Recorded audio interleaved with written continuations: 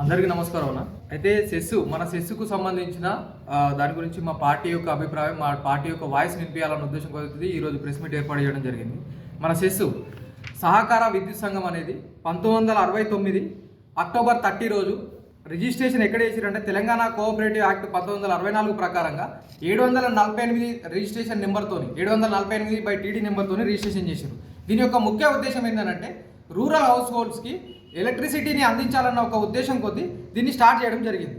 ఈ స్టార్ట్ చేసిన తర్వాత అంటే ఇప్పుడు ప్రస్తుతం 260 మన జిల్లాలోని గ్రామాలతో పాటు కొడిమ్యాల మండలంలోని తిప్పాయిపల్లి, నల్గొండ విలేజ్లకు కూడా మన సెస్సు ద్వారానే విద్యుత్తును అందించడం జరుగుతుంది. అయితే ఈ సెస్సులు ఎట్లా జరుగుతుంది అని అంటే మన తెలంగాణలో సెస్సును అంటే ఎలక్ట్రిసిటీని ఎవరు డిస్ట్రిబ్యూట్ చేయాలన్నా డిస్కమ్స్ ఎవరైనా కూడా రెగ్యులేటరీ ఎలక్ట్రిసిటీ కమిషన్ నుంచి లైసెన్స్ తీసుకున్న తర్వాత మాత్రమే డిస్ట్రిబ్యూషన్ చేయాల్సిన అవసరం ఉంటుంది. కానీ డిస్ట్రిబ్యూషన్ ఎప్పుడు ఎన్పిడిసిఎల్ కానీ ఎస్పీడీసీఎల్ అంటే సౌతర్న్ పవర్ డిస్ట్రిబ్యూషన్ లిమిటెడ్ కానీ నార్థన్ పవర్ డిస్ట్రిబ్యూషన్ లిమిటెడ్ కానీ వాళ్ళు లైసెన్స్ని తీసుకొని డిస్ట్రిబ్యూట్ చేయడం జరుగుతుంది. మన సెస్కి ఏం చేసిరు అని అంటే 2021 ఏప్రిల్ 1వ తారీఖు నాడు ఎగ్జామ్షన్ ఇచ్చారు. ఎగ్జామ్షన్ దేంతో ఇచ్చిరు అని అంటే ఎలక్ట్రిసిటీ యాక్ట్ 2013 ప్రకారంగా దానిలోని ఎగ్జామ్షన్ ఏంటంటే సెక్షన్ 13 ప్రకారంగా ఎగ్జామ్షన్ ఇచ్చారు. 5 సంవత్సరాల ఎగ్జామ్షన్ ఇచ్చారు. ఒకవేళ లైసెన్స్ ఎగ్జామ్షన్ ఇవ్వకుంటే మనం లైసెన్స్ తీసుకొని డిస్ట్రిబ్యూట్ చేయాలన్నది దాని యొక్క ఉద్దేశం. ఈ ఎగ్జామ్షన్ ఎవరెవరికి ఇస్తారంటే కొన్ని కోఆపరేటివ్ సొసైటీస్ కానీ ఎన్జిఓస్ కానీ కేవలం ప్రజల కోసం పనిచేస్తాయి అనుకున్న వాటికి ఏం చేశారంటే ఎగ్జామ్షన్ ఇచ్చారు. మన ఎగ్జామ్షన్ ఎప్పుడు అయిపోయింది అని అంటే మార్చి 31, 2026 మొన్న అయిపోయింది. అయిపోయిన తర్వాత ఏం చేశారు అని అంటే ఎన్పిడిసిఎల్ ఎండి గారు ఏం చేశారంటే వరుణ్ రెడ్డి గారు ఒకటి ఎంఎస్ నెంబర్ 168 తోని ఒకటి రిలీజ్ చేశారు. ఏమని రిలీజ్ చేశారు అని అంటే కొత్త సిరిసిల్లను కొత్త సర్కిల్గా చేస్తున్నామని చెప్పి రిలీజ్ చేశారు. అంటే ఎందుకంటే ఆపరేషన్స్ కోసం కొత్త సర్కిల్ చేస్తున్నామని చెప్పారు. ఈ ఆపరేషన్స్కి కొత్త సర్కిల్ చేయడానికి రీజన్ ఏంటి అని అంటే ఇప్పుడు సెస్ యొక్క లైసెన్స్ ఎగ్జామ్షన్ అయిపోయింది. సెస్ యొక్క లైసెన్స్ ఇస్తలేరు, ఎగ్జామ్షన్ ఇస్తలేరు. 2 రకాలుగా ఇబ్బంది కలుగుతుంది. కాబట్టి ఎన్పిడిసిఎల్ త్రూ ట్రాన్సిషన్ చేసి ఎన్పిడిసిఎల్ నుంచి నడిపిస్తున్నామని చెప్పి వరుణ్ రెడ్డి గారు చెప్పడం జరిగింది. ఈ వరుణ్ రెడ్డి గారు చెప్పిన తర్వాత ఏం జరిగింది అని అంటే ఇప్పుడు ఎవరైతే అంటే మన సెస్ దగ్గర అవినీతి జరిగినాయి, అక్రమాలు జరిగినాయి అని చెప్పి ఏదైతే గత ప్రభుత్వంలో చెప్పారో 2007 తర్వాత జరిగినటువంటి 2007 తర్వాత ఒక 7 సస్పెండ్ చేయడం కానీ 3 ఏఈల్ని సస్పెండ్ చేయడం అట్లా అందరినీ సస్పెండ్ చేయడం జరిగింది. కానీ అవినీతి అక్రమాలు ఏం జరిగినాయి, ఎట్లా జరిగినాయి అనేది వినియోగదారులకు చెప్పాల్సిన బాధ్యత సెస్సుకుంటుంది, ప్రభుత్వానికి కూడా ఉంటుంది. సరే ట్రాన్సిషన్ ఆర్డర్ ఇచ్చి మీరు తీసుకున్నారు కావచ్చు, ప్రభుత్వం చెప్పాలి. ప్రభుత్వానికి వినియోగదారులు అందరూ షేర్ హోల్డర్స్. దీనిలో వినియోగదారులు అందరూ షేర్ హోల్డర్స్ అయినప్పుడు ఈ షేర్ హోల్డర్స్కు చెప్పాల్సిన బాధ్యత ఉందా లేదా? ప్రభుత్వం ఎందుకు షేర్ హోల్డర్స్కు దాని యొక్క అంటే ట్రాన్సిషన్ ఆర్డర్ తీసుకురావడానికి కలిసిన కారణాలను ఎందుకు వివరిస్తలేదు? ఇంకోటి సెస్సులు ఏమున్నదంటే పబ్లిక్ హియరింగ్ అని పెడతారు. పబ్లిక్ డాక్యుమెంట్ అని రిలీజ్ చేసి పబ్లిక్ హియరింగ్ పెడతారు. ఈ పబ్లిక్ హియరింగ్ను కండక్ట్ చేయాలి. అంటే వినియోగదారులతో కండక్ట్ చేసి ఎండి గారి ఆధ్వర్యంలో లేకపోతే సిజిఎం గారి ఆధ్వర్యంలో కండక్ట్ చేసి ఆ పబ్లిక్ అందరికీ వివరించాల్సిన అవసరం ఉంది. అంటే సెస్సులో ట్రాన్సిషన్ ఆర్డర్ తీసుకురావడానికి గల కారణాలు ఏంది, ఎందుకు దీన్ని ఇట్లా తీసుకురావడం, ఎందుకు లైసెన్స్ ఇస్తలేము, లేకపోతే లైసెన్స్ ఎగ్జామ్షన్ ఎందుకు ఇస్తలేము అని చెప్పి మన వినియోగదారులకు అందరికీ ఎక్స్ప్లెయిన్ చేసిన తర్వాతనే ఏదైనా ఆర్డర్ తీసుకుంటే బాగుండనేది మా యొక్క పార్టీ యొక్క ఉద్దేశం. ఇంకొకటి ఏంటి అని అంటే ఎంతోమంది అధికారులు దీని యొక్క ముఖ్య కారణం అంటే మొన్న బీఆర్ఎస్ పార్టీ వారు స్పందిస్తే ఏం మాట్లాడినారంటే ఇక్కడ ప్రజలందరూ ఆందోళన చెందుతున్నారు, ఇక్కడ ఏదో జరిగిపోయింది అదే అని చెప్పి మాట్లాడుతున్నారు. అందరూ ఆందోళన జరిగిపోతారు, ఇక్కడ లాభాలలో ఉన్నారని చెప్పి ఎంపీ వినోద్ గారు కూడా మాట్లాడారు. ఇక్కడ అన్ని లాభాలలో ఉన్నాయి, అన్ని కరెక్టే ఉన్నాయి. కానీ మీ ప్రతిమా ఇన్ఫ్రాకు సంబంధించినటువంటి ప్రతిమా ఇన్ఫ్రాది ఆర్ఎస్ఎల్ అంటే SC number service consumer number RSL 013 97,36,519 రూపాయలు పెండింగ్ ఉంది. ఎవరి ప్రతిమా ఇన్ఫ్రా మీ తమ్ముడి పేరు మీద ఉన్నటువంటి.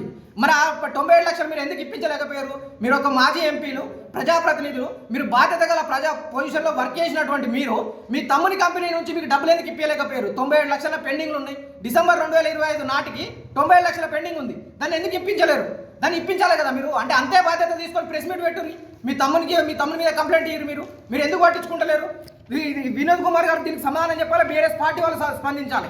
97 లక్షల పెండింగ్ మీ కంపెనీకి సంబంధించి మీరు పెడతారు, HT లైన్ తీసుకుంటారు, అన్ని చేస్తారు, మీరు డబ్బులు ఎందుకు చెల్లించరు? డిసెంబర్ 2025 వరకు ఉన్నది.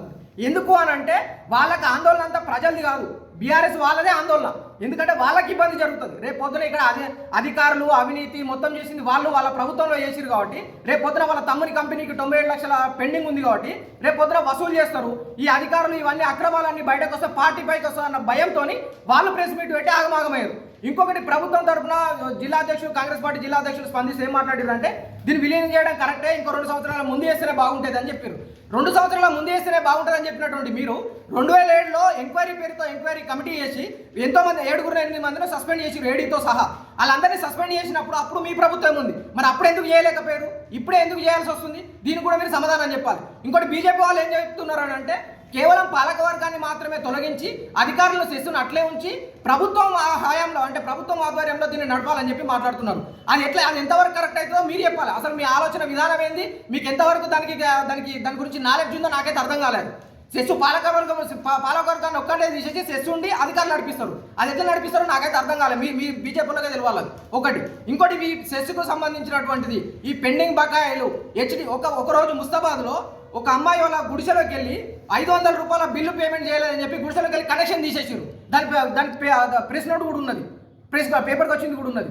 అంటే 500 రూపాయలేమో మీకు తక్కువ అయిపోయినాయి, ఇక్కడ 97 లక్షలు పెండింగ్లో పెట్టారు. మరి ఆ 97 లక్షలు ఎందుకు పెండింగ్లు ఉన్నాయి, వాళ్ళ దగ్గర ఎందుకు వసూలు చేస్తలేరు? ఆ ప్రజాప్రతినిధి గారు మొన్న ఎంత బాధ్యతగా వచ్చి ప్రజల తరఫున మాట్లాడిరో అంతే ప్రజాప్రతినిధి గారు అంతే బాధ్యత తీసుకొని సెస్సు నష్టాల్లో పోకుండా కాపాడతామని చెప్పారు. కాబట్టి ఆ 97 లక్షలు వాళ్ళ తమ్ముని దగ్గరికి వెళ్ళి వసూలు చేపించి ఇవ్వాల్సిన బాధ్యత కూడా తీసుకోవాలని చెప్పి తెలంగాణ రాజ్యాధికార పార్టీ నుంచి డిమాండ్ చేస్తా ఉన్నాం. ఇంకొకటి ఏంటంటే పబ్లిక్ హియరింగ్ ఏదైతే చేపడతారో పబ్లిక్ హియరింగ్ లో అంటే పబ్లిక్ డాక్యుమెంట్ 51వ మహాసభ అని చెప్పి పేరుతోనే డైరీలు రిలీజ్ చేస్తారు. దాన్ని చేసినప్పుడు 6 కోట్ల ప్రాఫిట్ ఉందని చెప్పారు.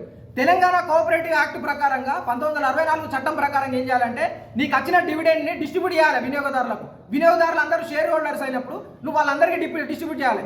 ఆ 6 కోట్ల ప్రాఫిట్ అని చూపిస్తున్నావు. ఆ 6 కోట్లు ఎవరికి డిస్ట్రిబ్యూట్ చేసారు? కేవలం వాళ్ళకు అంటే కేవలం ఏం చేస్తున్నారు, ఎంప్లాయీస్కి హౌసింగ్ లోన్స్, ఎంప్లాయీస్ ఎంతమంది హౌసింగ్ లోన్ తీసుకున్నారు, ఆ హౌసింగ్ లోన్స్ యొక్క డీటెయిల్స్ కూడా ఉన్నాయి, దాన్ని కూడా తర్వాత చెప్తా. హౌసింగ్ లోన్స్ ఒక్కొక్కరికి అంటే ఎంతమంది ప్రమోషన్ల పేరుతో కానీ అపాయింట్మెంట్లు కానీ ఒక్కటి కూడా చట్టబద్ధంగా జరగలేదు. దానికి సంబంధించిన ఆధారాలు కూడా ఉన్నాయి. వీరు చేసిన హౌసింగ్ లోన్ తీసుకొని మార్టిగేజ్ పేపర్లు కూడా సెస్సులో లేవని చెప్పి ఆరోపణలు ఉన్నాయి. సెస్సులు మార్టిగేజ్ పేపర్ లేకుండా మీరు ఎందుకు బయటకు తీసుకుపోవాల్సిన పరిస్థితి ఏర్పడ్డది? మీరు చేసినటువంటి అక్రమాలు, అధికారులు చేసినటువంటి అక్రమాలు, దానికి సహకరించినటువంటి ప్రభుత్వం కారణంగానే ఈ రోజు ఇక్కడ ఆపరేషన్స్ కోసం సపరేట్ సర్కిల్ ఏర్పడడానికి కారణమైంది. వీరందరూ బాధ్యత వహించాలి. ప్రభుత్వం ఓన్లీ ట్రాన్సిట్ ఆర్డర్ ఇచ్చినామన్నట్టు కాకుండా ట్రాన్సిట్ ఆర్డర్తో పాటు ఈ అక్రమాలలో ఎవరెవరు ఇన్వాల్వ్ అయి ఉన్నారో అధికారులు కావచ్చు, ప్రభుత్వం తరఫున ఎవరెవరు ఉన్నారో పబ్లిక్ హియరింగ్ పెట్టి జనాలకు వివరించి వినియోగదారులు ఎవరైతే షేర్ హోల్డర్స్ ఉన్నారో వాళ్ళందరికీ వివరించిన తర్వాతనే యాక్షన్ తీసుకోవాల్సిన అవసరం ఉంటుందని చెప్పి తెలంగాణ రాజ్యాధికార పార్టీ డిమాండ్ చేస్తోంది. ధన్యవాదాలు.